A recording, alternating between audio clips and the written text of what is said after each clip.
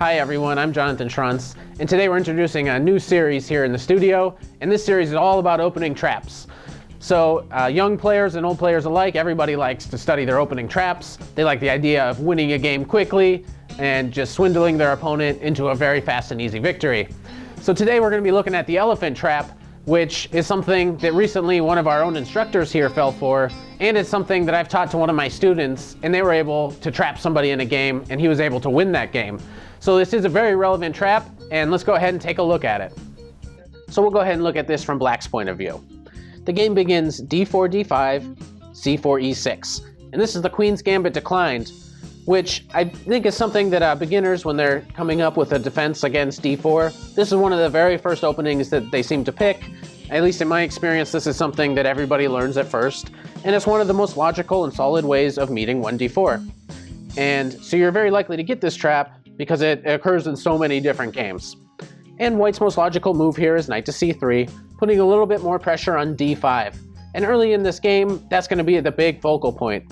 So after Black develops his knight to f6, a very logical place for the knight, White will pin the knight with bishop to g5, threatening to eliminate one of the defenders of d5, which means he's already threatening to either damage Black's kingside or to win a pawn on d5. So Black really has to address this pin. The most common way of doing this is bishop to e7, certainly a logical move, but there's also a trickier move, knight b to d7.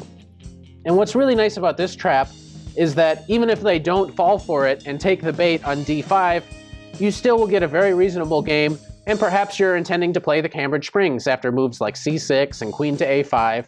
Black will still get a very reasonable game, and there's absolutely nothing wrong with playing this way.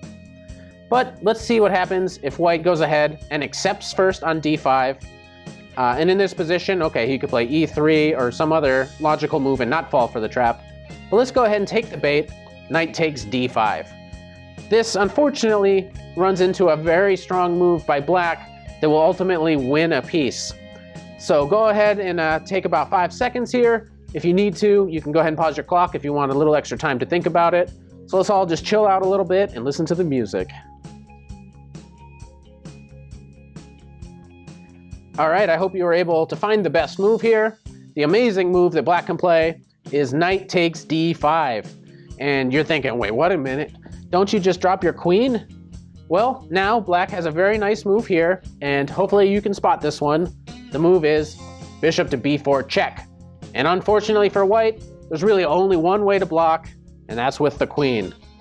And this position is already very interesting because this has been played in over 300 games, at least according to my database, and just about all of them, with the exception of 5 to 10 games, everybody has played bishop takes d2, which of course is a fine move. It definitely wins, because after they take, we take their bishop and we're up a piece.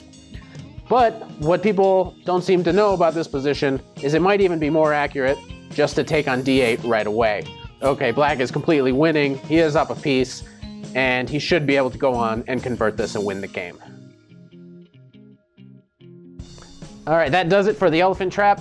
Hopefully you learned a new trick that you can keep in your arsenal, and perhaps you'll get to use this sometime in one of your games. So if you like this video, please go ahead and hit the subscribe button. It only takes a second, and you'll get more great chess content just like this. Thank you for watching.